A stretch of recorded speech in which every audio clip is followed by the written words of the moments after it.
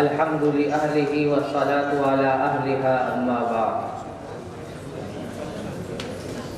حضرت محتمم صاحب دامت برکاتہم العالیہ بالکل قریب پہنچ چکے ہیں۔ جب تک حضرت تشریف لا رہے ہیں ایک دو باتیں عرض کر دینا مناسب معلوم ہوتا ہے۔ ایک مقالہ آپ کے فائل میں موجود ہے، علماء دیوبند پر اعتراضات اور اس کے جوابات۔ اعتراضات بھی اس میں موجود ہیں، جوابات بھی موجود ہیں۔ ایک دو باتیں بنیادی طور پر عرض کر دوں تاکہ اس طرح کے تمام اعتراضات کے جوابات دینا ہمارے اور آپ کے لیے آسان ہے۔ وہ بات یہ ہے کہ جتنے بھی اعتراض ہمارے مخالف کی طرف سے کیے جاتے ہیں وہ تقریباً کرامات کی قبیل سے ہوتے ہیں۔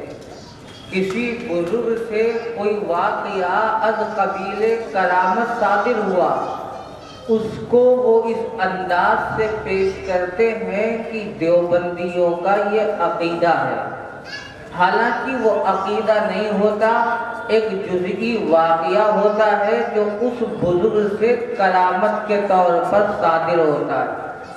آپ میں سے اکثر حضرات جانتے ہوں گے کہ کرامت کہتے ہیں غیر نبی کے ہاتھ پر خرق عادت، خلاف عادت کسی چیز کا صدور ہونا۔ جیسے عادت یہ ہے کہ عورت اور مرد کا ملاپ ہو تو بچہ پیدا ہو، لیکن حضرت مریم سے حضرت عیسیٰ بغیر ملاپ کے پیدا ہوئے، اس کا نام خرق عادت ہے۔ اسی کو غیر نبی سے اگر ظاہر ہو کرامت کہتے ہیں، نبی سے ظاہر ہو تو معجزہ کہتے ہیں۔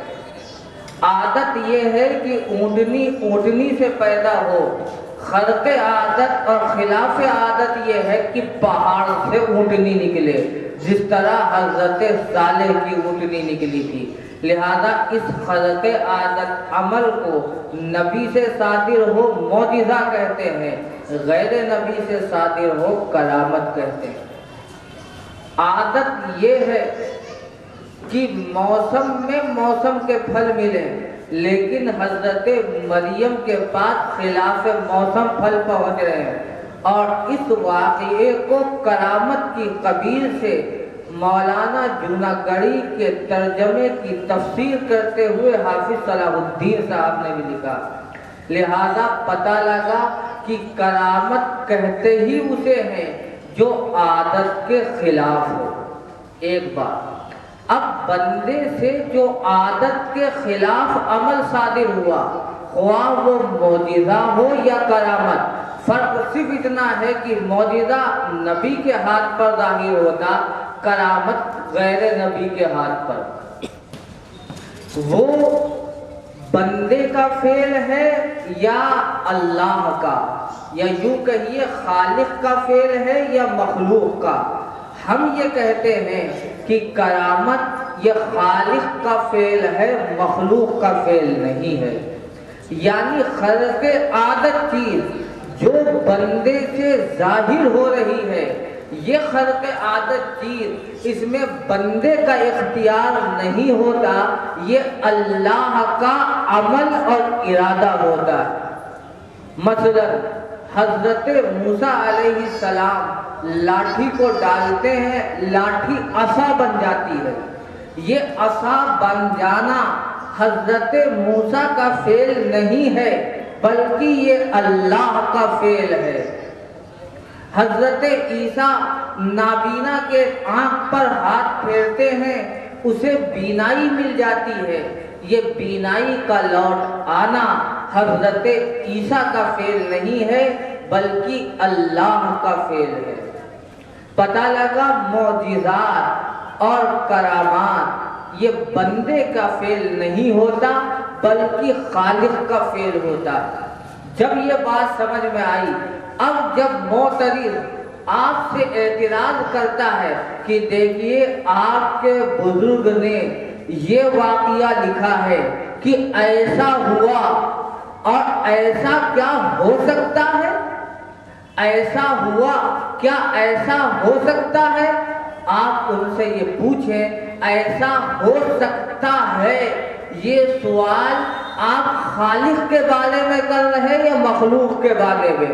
یعنی جس ولی سے، اللہ کے نیک بندے سے خلاف عادت عمل صادر ہوا، آپ اس مخلوق کے بارے میں، اس ولی کے بارے میں پوچھ رہے ہیں کہ اس سے ایسا ہو سکتا ہے یا نہیں، یا خالق کے بارے میں پوچھ رہے ہیں؟ اگر آپ کہتے ہیں کہ مخلوق ایسا کر سکتی ہے، ہم کہتے ہیں مخلوق نہیں کر سکتی، لیکن کرامت یہ مخلوق کا فعل نہیں ہوتا، خالق کا فعل ہوتا ہے۔ اب مسئلہ رہا خالق ایسا کر سکتا ہے، تو ہمارا جواب یہ ہے خالق ایسا نہیں، اس سے بہت آگے کی چیز کرنے پر قادر ہے۔ اور اگر آپ یہ عقیدہ رکھتے ہیں کہ خالق بھی اسے نہیں کر سکتا، تو معنی یہ ہے کہ آپ کو خالق کی قدرت میں شبہ ہے، اور خالق کی قدرت میں جسے شبہ ہو اس کے بارے میں ارباب فتاوی کیا کہتے ہیں ان سے آپ معلوم کر لیجیے۔ لہذا کرامت یہ خالق کا فعل ہوتا ہے، مخلوق کا فعل نہیں ہوتا۔ لہذا فضائل اعمال ہو یا ہماری دیگر کوئی بھی کتاب ہو، جن کتابوں میں کرامات کی قبیل سے واقعات لکھے ہیں، وہ در حقیقت خالق کا فعل ہے، مخلوق